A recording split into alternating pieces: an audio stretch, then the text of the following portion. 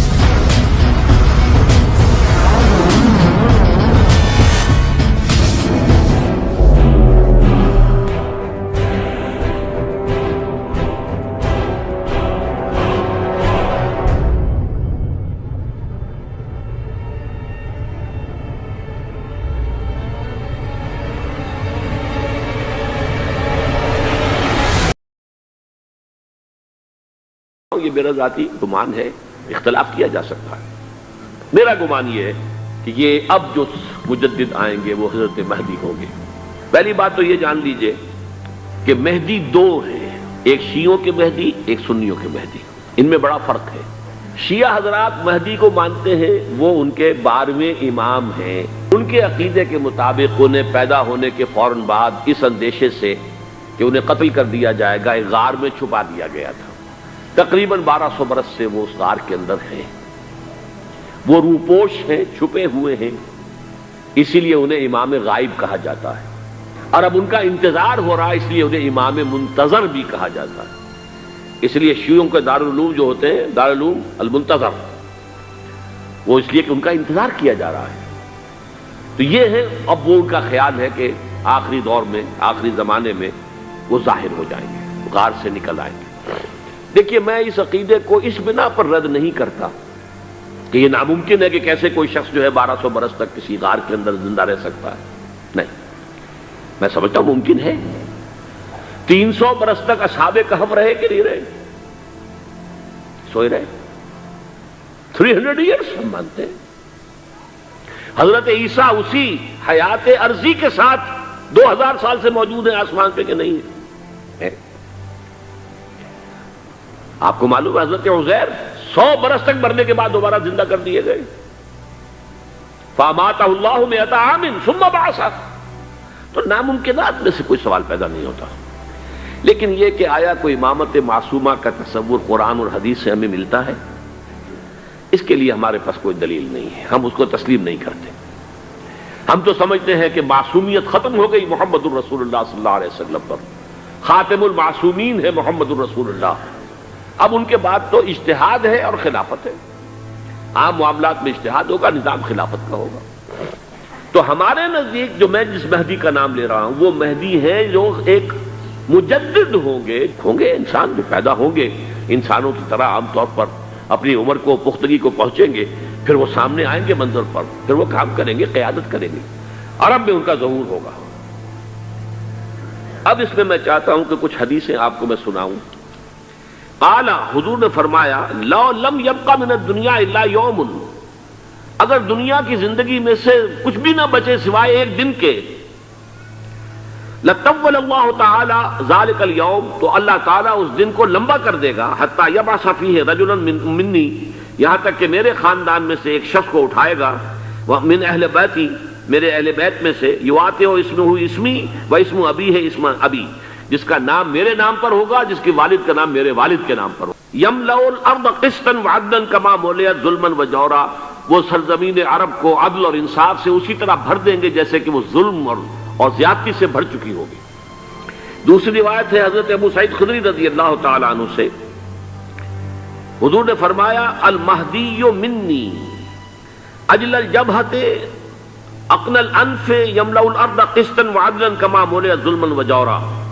یملک 7 سنین رواہ داود، کہ مہدی مجھ میں سے ہوں گے بڑی روشن پیشانی والے اور بڑی کھڑی ناک والے، وہ زمین کو بھر دیں گے انصاف سے اور عدل سے، جیسے کہ وہ ظلم سے بھری ہوئی ہوگی، اور وہ 7 برس تک حکومت کریں گے۔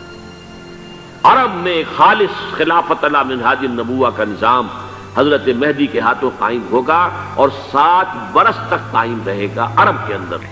عن ابی سعید قال ذکر رسول اللہ صلی اللہ علیہ وسلم بلان یصیب هذه الامہ حتی لا یجد الرجل ملجا یلجا الیہ من الظلم۔ حضور نے ذکر فرمایا کہ ایک دور ایسا آئے گا انتہائی ابتلا اور آزمائش اور مصائب کا، کہ کسی شخص کو کوئی سر چھپانے کی جگہ نہیں ملے گی اس ظلم سے اپنے آپ کو بچانے کے لیے۔ فَيَبْعَثُ اللَّهُ رَجُلًا مِّنْ عِتْرَتِي وَأَهْلِ بَيْتِي، تو پھر اللہ میرے خاندان میں سے، میرے اہل بیت میں سے اٹھائے گا ایک شخص کو، فَيَمْلَأُ بِهِ الْأَرْضَ قِسْطًا وَعَدْلًا، اور اس کے ذریعے سے اللہ تعالیٰ زمین کو عدل و قسط سے بھر دے گا۔ اس سے پھر راضی ہو جائیں گے آسمانوں میں رہنے والے بھی، وَسَاكِنُ الْأَرْضِ، اور زمین میں رہنے والے بھی۔ لَا تَدَعُ السَّمَاءُ مِنْ قِطَرِهَا شَيْئًا إِلَّا صَبَّتْهُ، آسمان اپنا ایک قطرہ بھی نہیں روکے گا مگر یہ کہ اس کو زمین کے اوپر نثار کر دے گا، بارش کی شکل میں گرا دے گا۔ وَلَا تَدَعُ الْأَرْضُ مِن نَبَاتِهَا شَيْئًا إِلَّا أَخْرَجَتْهُ، اور زمین اپنی پیداوار میں سے کوئی شے نہیں چھپائے گی، نہیں روکے گی مگر اس کو ظاہر کر دے گی۔ عن علی رضی اللہ تعالی عنہ، یہ حدیث جو ہے مسند احمد ابن حنبل میں بھی ہے اور سنن ابن ماجہ میں بھی ہے۔ قال قال رسول اللہ صلی اللہ علیہ وسلم المہدی منا اہل البیت یصلحہ اللہ فی لیلۃ، مہدی ہم میں سے ہوں گے، ہمارے اہل بیت میں سے، اور اللہ ایک ہی رات میں ان کی اصلاح کر دے گا۔ یعنی وہ پہلے سے کوئی زیادہ روحانی یا دینی کوئی اس طرح کی شخصیت نہیں ہوں گے، لیکن ایک ہی رات میں اللہ تعالیٰ ان کی سیرت و کردار کے اندر انقلاب عظیم برپا کر دے گا۔ جیسے کہ میں نے عرض کیا تھا آپ سے کہ عمر بن عبدالعزیز کی زندگی میں انقلاب عظیم آیا ہے، خلافت کا بوجھ پڑتے ہی کہاں وہ خوش باش اور خوش لباس اور خوش خوراک، وہ شہزادہ ٹھاٹ باٹ والا، جاگیر والا، گورنر کا بیٹا اور خود گورنر، اور کہاں یہ کہ اس کی وہ درویشی، لیکن کنٹراسٹ بہت شدید ہے۔ وہاں جو بھی کچھ تھا وہ تدریجاً آیا تھا، ہوتے ہوتے ہوتے ایک انتہا، اور یہاں سڈن آیا ہے۔ عن انس سمعت رسول اللہ صلی اللہ علیہ وسلم یقول نحن ولد عبد المطلب سعادت اہل الجنہ، ہم عبد المطلب کی جو اولاد ہیں اور نسل ہیں، ہم جنت کے سردار ہیں۔ اور پھر آپ نے نام گنوائے ہیں، انا وحمزۃ وعلی وجعفر والحسن والحسین والمہدی، میں خود اور حضرت حمزہ بنو عبد المطلب میں سے، عبد المطلب کے بیٹے، اور علی اور جعفر حضرت علی کے بھائی جعفر طیار، اور حسن اور حسین حضرت فاطمہ کے لخت جگر حضرت علی کے بیٹے، والمہدی، اور آخر میں جا کر پھر مہدی۔ اب میں آپ کو ایک حدیث سنانے چلا ہوں جس میں ایک عجیب نقشہ سامنے آتا ہے کہ یہ مہدی جب ظاہر ہوں گے تو کس طور سے ظاہر ہوں گے، ان کے ظہور کی کیفیت کیا ہوگی، کیف یظہر۔ یہ روایت ہے حضرت ام سلمہ سے رضی اللہ تعالی عنہا، حضور کی زوجہ محترمہ ہیں، فرماتی ہیں ام سلمہ عن النبی صلی اللہ علیہ وسلم قال یکون اختلاف عند موت خلیفۃ، حضور نے فرمایا ایک خلیفہ کی موت پر اختلاف واقع ہو جائے گا، خانہ جنگی ہو جائے گی۔ فَيَخْرُجُ رَجُلٌ مِّنْ أَهْلِ الْمَدِينَةِ هَارِبًا إِلَى مَكَّةَ، پھر مدینے کے لوگوں میں سے ایک شخص نکلے گا، بھاگے گا اور جا کر پناہ لے گا اور چھپ جائے گا مکے میں۔ فَيَأْتِيهِ نَاسٌ مِّنْ أَهْلِ مَكَّةِ، پھر اس کے پاس آئیں گے اہل مکہ، مکہ کے لوگ، فَيُخْرِجُونَهُ، اور اسے نکالیں گے، جہاں وہ چھپے ہوئے ہوں گے وہاں سے نکالیں گے۔ وَهُوَ كَارِهٌ، اور وہ بالکل اس کو پسند نہیں کر رہے ہوں گے، نہ وہ خواہش مند ہوں گے کہ ان کے وہ ہاتھ پر بیعت کی جائے، نہ وہ یہ چاہیں گے کہ وہ میدان میں آئیں اور ان کو جو ہے اپنا لیڈر مانا جائے۔ وَهُوَ كَارِهٌ فَيُبَايِعُونَهُ بَيْنَ الرُّكْنِ وَالْمَقَامِ، لیکن لوگ جو ہے پھر اصرار کے ساتھ ان کے ہاتھ پر بیعت کریں گے رکن اور مقام کے درمیان، رکن وہ کونا ہے خانہ کعبہ کا جس میں حجر اسود لگا ہوا ہے، اور مقام ابراہیم جو ہے، ان دونوں کے مابین جو یہ علاقہ ہے یہاں پر وہ بیعت ہوگی۔ وَيُبْعَثُ إِلَيْهِ بَعْثٌ مِنَ الشَّامِ، ان کے خلاف ایک لشکر بھیجا جائے گا شام سے۔ فَيُخْصَفُ بِهِمْ بِالْبَيْضَاءِ بَيْنَ مکہ والمدینہ، لیکن اللہ تعالیٰ اس لشکر کو مکے اور مدینے کے درمیان وادی بیضاء میں دھسا دے گا زمین کے اندر پورے کے پورے لشکر کو۔ فَإِذَا رَأَى النَّاسُ ذَلِكَ، جب لوگ یہ دیکھیں گے کہ اتنی بڑی نشانی ظاہر ہو گئی، أَتَاهُ أَبْدَالُ الشَّامِ وَعَصَائِبٌ من العراق فَيُبَايِعُونَهُ، اب شام سے سارے کے سارے جو اولیاء اللہ ہیں وہ بھی آئیں گے، اور عراق سے جوق در جوق لوگ آئیں گے اور ان سے بیعت کریں گے۔ وَيَعْمَلُ فِي النَّاسِ بِسُنَّةِ نَبِيِّهِمْ، پھر وہ عمل کریں گے لوگوں کے مابین، حکومت کریں گے اپنے نبی کی سنت کے مطابق۔ وَيُلْقِي الْإِسْلَامُ بِجَرَانِهِ، اور اسلام اپنی گردن زمین پر ٹکا دے گا۔ وَالْأَرْض فی الارض، زمین میں۔ فَيَلْبَسُ 7 سنین، پھر وہ 7 برس تک حکمران رہیں گے۔